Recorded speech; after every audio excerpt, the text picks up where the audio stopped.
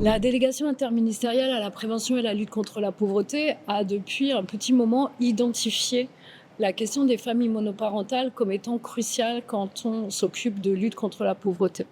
En effet, elles sont finalement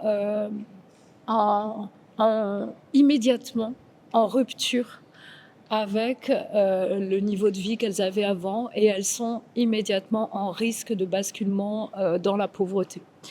Euh, et il se trouve que notre système social a été créé, son architecture a été créée à un moment donné où elles étaient beaucoup moins nombreuses, voire même au banc de la société, puisque les fameuses filles mères de l'époque étaient plutôt ostracisées.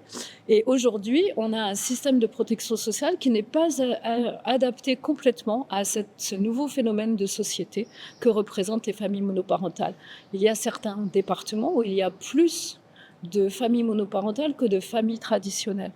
Donc, ça nous impose de nous adapter. Donc, il y a plusieurs pistes et plusieurs acteurs se mobilisent déjà sur cette spécificité de ces familles. Elles ont, par exemple, et évidemment, quand je dis famille monoparentale, il faut raisonner en termes de femmes en situation de monoparentalité, puisqu'elles sont très, très, très majoritaires dans ce cas.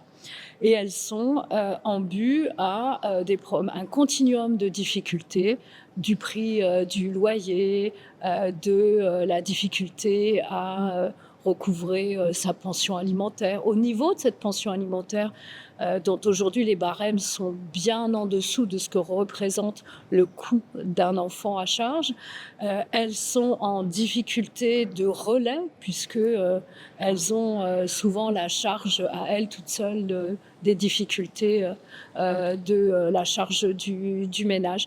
Donc voilà, c'est un public tout à fait particulier sur lequel nous avons encore à adapter notre système de protection sociale pour qu'on puisse minimiser ces risques de basculement durable dans la pauvreté.